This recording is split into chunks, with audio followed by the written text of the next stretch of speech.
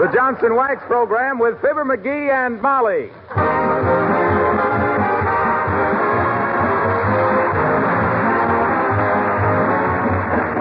The makers of Johnson's Wax and Johnson's Self-Polishing Glow Coat present Fibber McGee and Molly, written by Don Quinn, with music by the King's Men and Billy Mills Orchestra. The show opens with Love Is.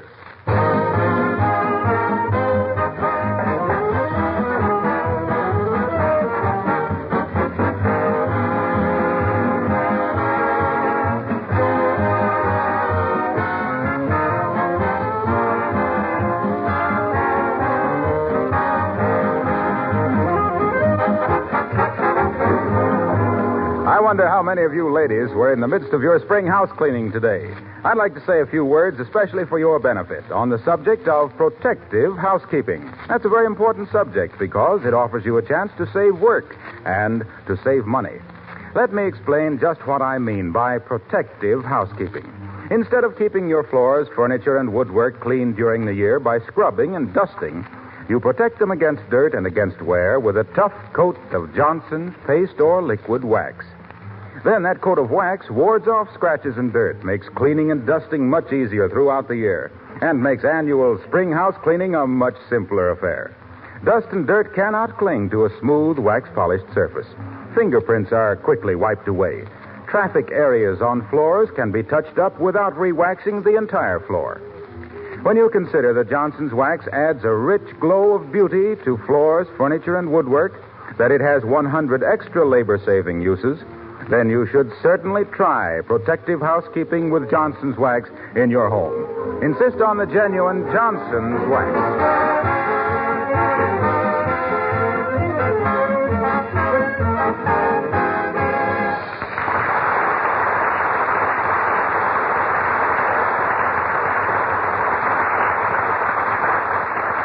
Ever throw a kiss to a beautiful girl?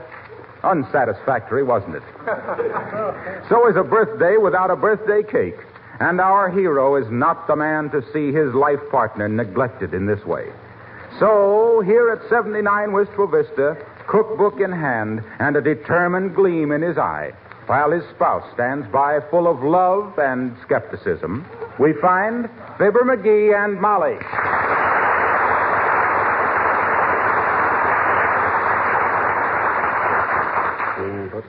Oh, now, McGee, please, don't go to all that trouble. Put that cookbook down. What? If you must have a birthday cake for me, go out and buy one. No, sirree. I'm going to bake this with my own ever-loving hands. This is going to be a cake like you never flung a fang into. I'll bet it is at that. What kind of a cake's it going to be, dearie? Oh, shucks, I can't tell you that. It's going to be a surprise.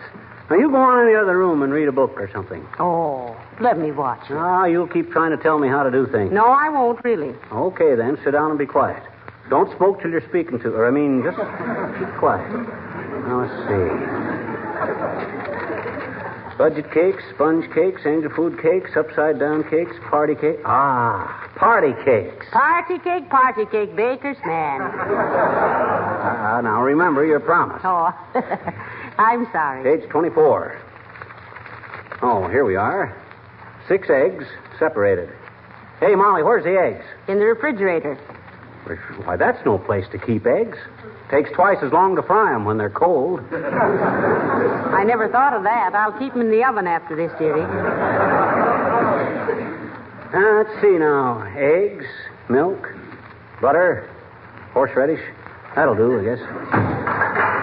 Oh, let's see. I gotta get this stuff in. Heavenly days, you won't need all those pots and pans, will you? Look, now, you cook your way and I'll cook my way. Here, you hold 3 eggs and I'll put 3 of them back here on the shelf. Well, what's the idea? What's the idea? The recipe says to separate 6 eggs.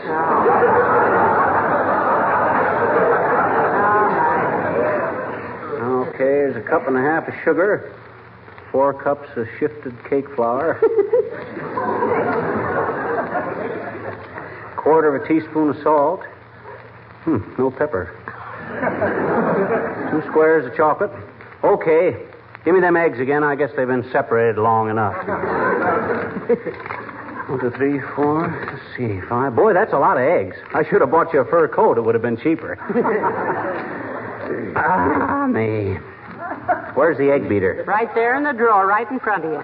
Though I always use a fork myself. Yeah, that's the trouble with you women. Some unsung genius spends his lifetime inventing the egg beater to save you trouble, and what do? Ignore it and use a fork. Well, now listen, you men are no better. What you mean? You spend your young manhood looking for a good cook to marry and then mess around the kitchen yourself. Here, what are you doing? Well, I'm squirting a little sewing machine oil on this egg beater. Dear. It's kind of stiff. But listen, your cake will taste like oil. Oh, no, it won't. I took care of that. I mixed a little vanilla in with that oil. Yeah, that's better. Oh, boy. Come in. Oh, dear. Hello there, kids. How you fixed for postage stamps? I don't know, old-timer. How many you want? Don't want any. I'm selling them. 2-cent stamps for 1 cent. Today only. Heavenly days. How on earth can you do that? Forgot to mail my Christmas cards this year, daughter. Just found them and soaked the stamps off. How many you want? For every 50 you buy, I throw in a little bottle of glue. Hey, what you doing there, Johnny? Well, it's my birthday, Mr. Oldtimer. He's baking me a cake. He is, eh? You know how to cook, Johnny? Well, we'll soon know. What do you mean, do I know how to cook? Sure, I know how to cook. I'm not only a cook, I was the greatest vegetable and fruit man in Peoria at one time. I never knew that, McGee. Well, I've been covering it up. That's why. I wrecked my career. I was a failure. How's that, Johnny? It's any of my business, which it ain't, but I'm interested, and when a feller's interested, you can forgive a certain inquisitiveness because... Okay, I'll tell you. I was trying to raise a seedless watermelon, and I done it, too. And that's what finished me. Oh, well, if you succeeded, why did it finish you? Caused a terrific demand for seedless watermelons, and I couldn't fill it. Why not? I couldn't grow them. Why not? No seeds.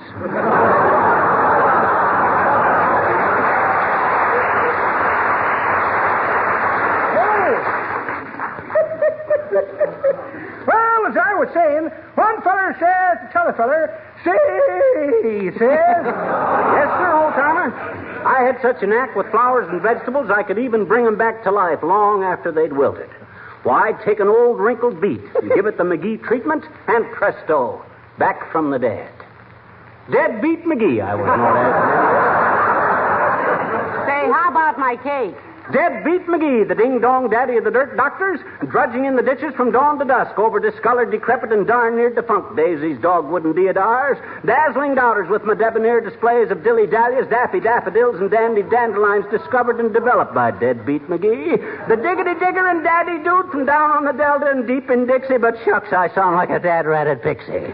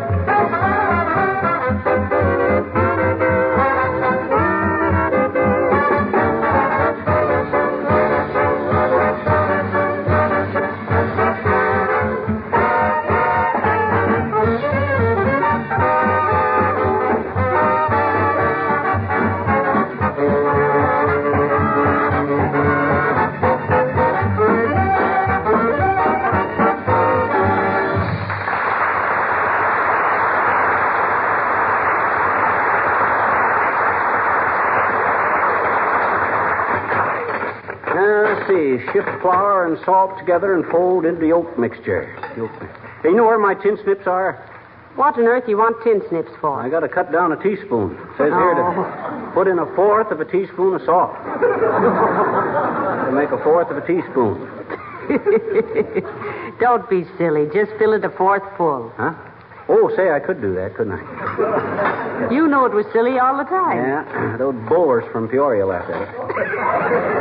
Baby, is this going to be a cake?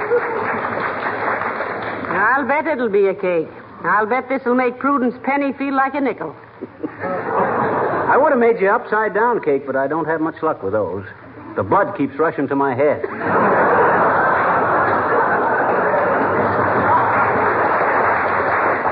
Go see who that is at the front door, will you, Molly? I got to finish mixing this batter. All right, dearie, and I hope it gets to first base. Huh? Oh. I'm coming. Oh, can he bake a birthday cake, Fibber boy, Fibber boy? Can he bake a birthday cake, charming Fibber? He can bake a birthday cake that'll make your molars ache, but he's a young thing and cannot leave his mother. Oh, McGee, it's Mrs. Uppington, and she wants to... Oh, what is that old fuss? McGee, I said it's Mrs. Uppington, and she... Tell the old moose I don't... Oh! Hi, Uppy. Good day, Mr. McGee. Good day. May I ask what you imagine you're concocting there? Well, it's a cake for me, Abigail. This is my birthday. Oh, really? Well, congratulations, my dear. I won't ask which one it is because I know. Oh, yeah? Well, which one? Her last one, if she eats any of that cake. Oh, I don't know, Uppy. I swing a pretty nasty casserole when I put my mind to it. Really? Yeah, betcha. Let me know when your next birthday limps around, and I'll whip you up a cake, too. Only give me plenty of notice. Why, Mr. McGee? Well, you don't think we could get enough candles right here in town on short notice? Well, I must say, Mr. McGee... Yes, that's right. That was a very bad insinuation, dearie. I'm sure Abigail isn't many years older than I am. Though I was a little flower maiden at your wedding, remember, Abigail? Oh, indeed I do, my dear. Indeed I do. Even though I was still a slip of a girl at the time, I remember asking an usher to get you a chair. You looked so tired. Well, I was just tired from laughing so hard. What was the joke? Otis Cadwallader, you know. Oh, that mug. Otis was one of the little boys who was carrying the train of Abigail's wedding dress, and he had it a little too high, and he whispered that the bride was bow-legged. Not that I ever believed it, Abigail. Well, I should hope until I saw you in your jodhpurs. Please, Mrs. McGee, I think the discussion of my nuptials has gone far enough. Yes, me too, girls. We sure squeezed that subject dry. Let's get back to birthdays. You want me to bake a cake for your birthday, too? Thank you, no, Miss McGee. I have all my special pastry made by an expensive caterer. Oh. My last birthday cake cost me $75. Oh, not really. Did you demand an itemized bill, Abigail? Itemized? Yeah, it was probably $5 for the cake and $70 hush money. Really, Mr. McGee? Well, I have never been snubbed like this in all my life. Honest, Abigail? You ought to walk down the street in San Diego some night when the fleet's in.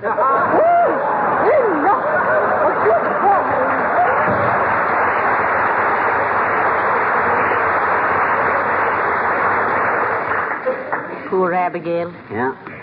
Well, how are you doing with your cake? Well, it's coming along swell, though it's kind of tricky folding these egg whites. They won't hold a crease. Hey, I haven't got enough sugar. No, I don't. Dad, rat, can't a guy bake a cake in peace around here? Come in.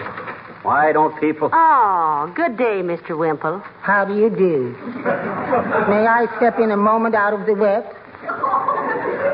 Oh, is it raining? No, I've been crying. You poor man. Come right in. What's the matter? It's my wife. Oh. We had a terrible argument this morning, and I'm afraid I lost my temper. Oh. I actually shook my fist at her. You did, eh? Was she scared? Fortunately, she didn't see me.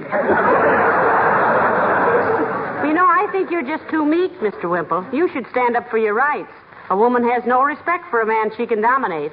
Oh, I know that, Mrs. McGee. And I really went round and round with her once. Did it do any good, Wimple? Yes, for a while. But as soon as I got out of the hospital, it started all over again. It's really discouraging. Oh. Well, what can we do for you, Mr. Wimple? I just wondered if you had a small piece of raw beefsteak I could borrow. My wife has a black eye. What? A black eye? Why, Wimple, you mean you actually... Oh, no, Mr. McGee. She tried to chase a dog out of our yard and stepped on the rake. Flew up and hit her in the eye. Oh, well, that's too bad, but I'm sorry we haven't got a bit of raw beefsteak in the house. Personally, I never thought much of that beefsteak treatment for black eyes anyway, Wimple. Oh, I didn't want it for her eye, Mr. McGee. Huh? I was going to give it to that dog, bless his heart.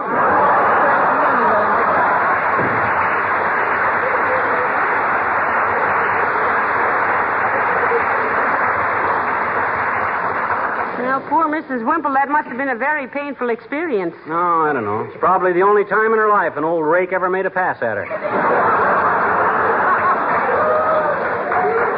Must have been quite a... Hello, folks. What's it?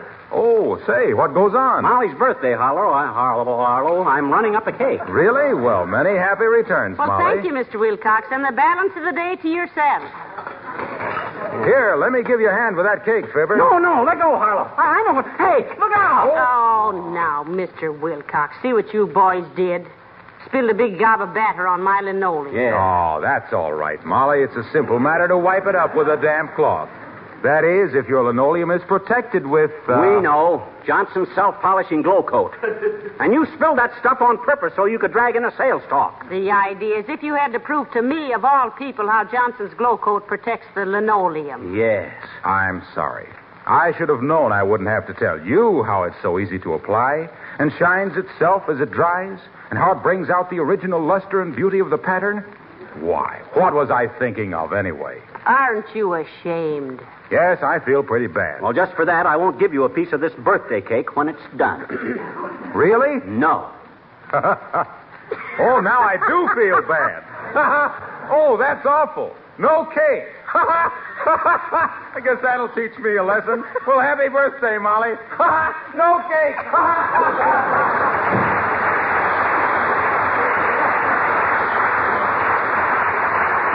Enjoy yourself. Trouble with that guy is he's got a single-track mind. And it's full of freight cars loaded with Johnson's wax. Well, how about that sugar? Well, I'll go right away, dearie. No. Now, wait a minute. It's your birthday, and you're not supposed to do anything. I'll get it. Here, untie this apron. Thanks. I'll be back in just a minute. I'll run across the and get it.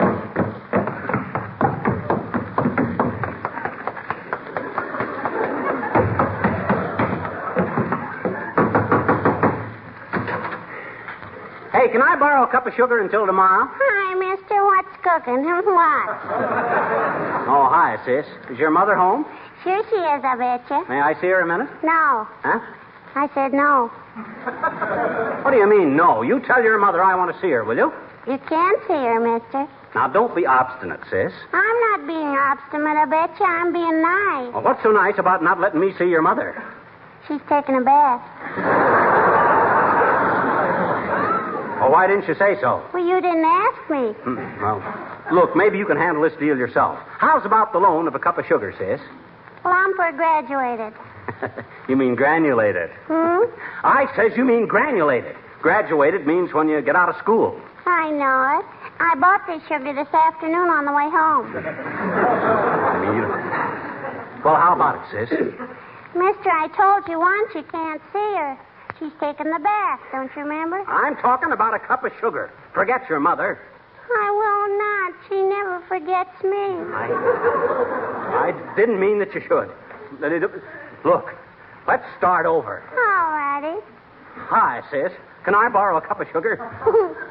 That isn't the way you did it before. You asked if you could see my mother. Well, I'm doing it different this time. All I want is a cup of sugar. What you gonna do with it? Oh, I'm baking a cake. Oh. No fooling, mister. What do you want with it? I told you I'm baking a cake. It's my wife's birthday. Can you really cook, mister? Can you really? Certainly I can cook. Come over and see the cake in a couple of hours. I'll cut you a slice. Gee, I wish I had a slice of it now, I bet you. Why? You know. Wait here and I'll go get you some sugar, mister.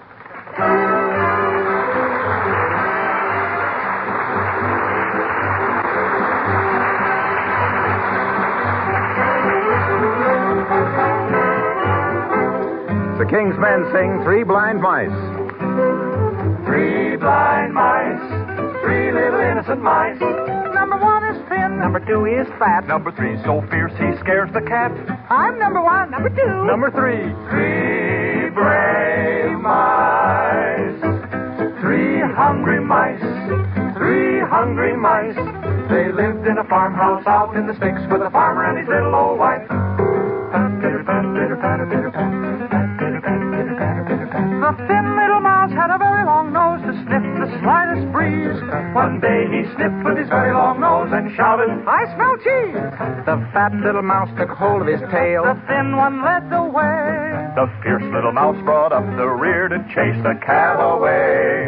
3 hungry mice, 3 hungry mice, scampering off to find the cheese and cut themselves a slice. Pitter-patter, pitter-patter, pitter-patter, pitter-patter, pitter-patter, pitter-patter, pitter-patter, whoa! 3 happy mice, 3 happy mice. They nibbled and nibbled and nibbled some more, till one by one they lay down on the floor, and all fell asleep and began to snore. 3 sleepy mice. Oh, the farmer's wife, sneaking down the hall with a carving knife. 3 little mice too full to run away, lost their little tails before you can say. 3 blind mice, 3 sorry mice. The thin little mouse is thinner now. The fat one became a rat, and the fierce little mouse is just a smile on the face of the old tomcat. 3 blind mice, 3 blind mice. That is the end of the 3 little tales of the 3 blind mice.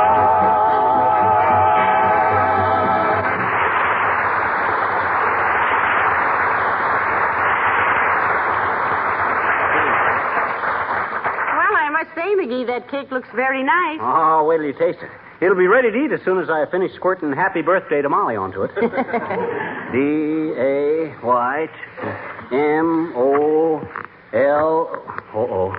You don't mind if I just call you Moll, do you? I started too big and I ain't got room on here for Molly. Oh, that's all right, dearie. I think it looks beautiful. Shall I get the candles? No, I'll get them. Where are they? In the hall closet. Okay, you get them. All right, I won't get many either. Huh? I don't... Ma'am? I'm sorry. I don't want to be like the girl who said she was 21, and when they brought home the cake, it looked like a prairie fire.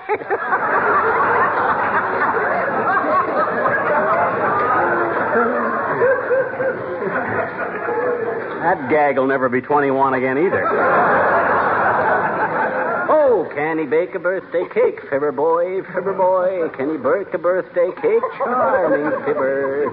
He can mix a batter up into a nifty hunk of stuff, but Here's the candles, dearie. What? Here they are. Here's the candles. What? You mean you opened that hall closet without a... I don't believe it. Let me go take a look. You start putting the candles on the cake. All right, dearie. I'll do that. Oh, dear. Who's that now? Come in. Ah, there, Mrs. McGee. Good day. Oh, hello, Mr. Gildersleeve. Well, I see you've been baking yourself a cake. Looks delicious. Oh, I didn't bake it, Mr. Gildersleeve. McGee did it. What? Why, that... He did? Why, that little cake cooker. Well, I must congratulate the little rascal. Where is he? Well, he just went in the other room to check up on the...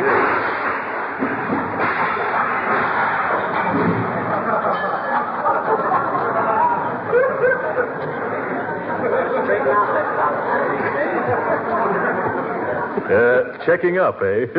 I hope he survived it. So he baked this cake, did he? Well, I see it's a birthday cake for you. Mm-hmm. Well, congratulations, my dear. Well, thank you, Mr. Gildersleeve. My goodness, this is an occasion. I'll just have to have a piece of this cake in honor of your birthday, Mrs. McGee. Oh, now you better wait for McGee, Mr. Gildersleeve. He might be annoyed if Oh, my little chum wouldn't begrudge me a little piece of cake. Come now, my dear. Hand me a knife. Thank you. Well, it cuts nicely, doesn't it? Care for some yourself? No, thank you. Not now. I'll wait till Oh, McGee. hi, Gildersleeve. Hello, McGee. Why? He thought you wouldn't mind his taking a piece of your cake, dearie. Well, of all the dad-ratted nerve. I baked that cake for my little wife, Gildersleeve. You got a lot of brass barging in here and hogging the first piece. Why? Now, look here, McGee. Whose birthday is this, yours or your wife? Well, it was my cake, and you didn't have any right to come Oh, barging. now forget it, McGee. After all, it is my birthday, and I don't want any bickering. Well, shucks, if this big lard bucket had the manners of a well-bred hyena, he'd have known better than to come barging. Hey, look at Throckmorton. He's turning purple. Oh! Heavenly days. What's the matter, Mr. Gildersleeve? Ah, don't fuss about him, Molly. He'll do anything to attract attention.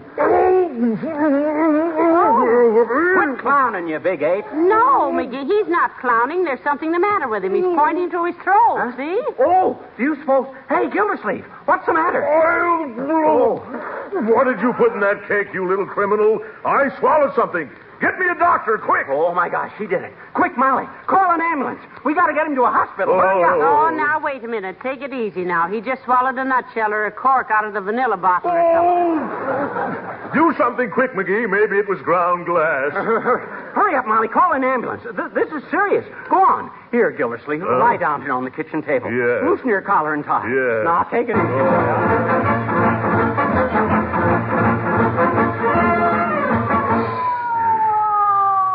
Oh, what was it, McGee? What did I eat? Now, don't worry, Gildersleeve. You'll be all right. Go faster, driver.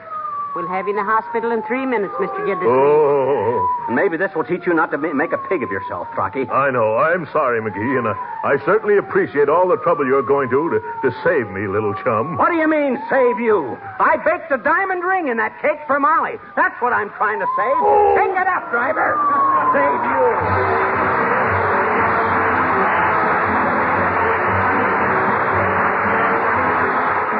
Fibber and Molly will be back in just a moment. You know, every now and then it's a good idea to get back to fundamentals. The other day, a lady asked me, why does Johnson's self-polishing glow coat make linoleum last longer? That's certainly a fundamental question and deserves an informative answer. Here it is. In the old days, women used to scrub their linoleum floors at least once a week in an effort to keep them clean. Now, every linoleum manufacturer will tell you that continual scrubbing actually ruins linoleum. It softens the finish and finally makes it warp and split. In the meantime, the colors fade. Johnson's Glow Coat eliminates this continual scrubbing. It actually covers the linoleum surface with a hard coat that protects it against scratches and scuffing feet and preserves the colors bright and fresh. Many women tell us that Glow Coat makes their linoleum last 6 times longer than when it was unprotected. And besides this protection and beauty, Johnson's Glow Coat saves hours of work because it is self-polishing, needs no rubbing or buffing whatsoever. If you don't have a supply of Johnson's Glow Coat on hand, be sure and add it to your next shopping list. Well, McGee, this should teach you a lesson to stay out of the kitchen. You know, it's no place for a man. Is that so? Well, don't forget to remember the highest paid cooks in the world are men. Why, of course they are. Betcha. Women are too smart to spend 12 hours a day over a hot stove. Huh? Oh, good night. Good night, all.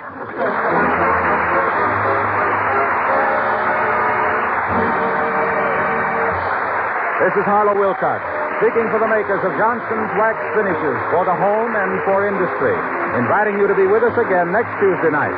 Good night.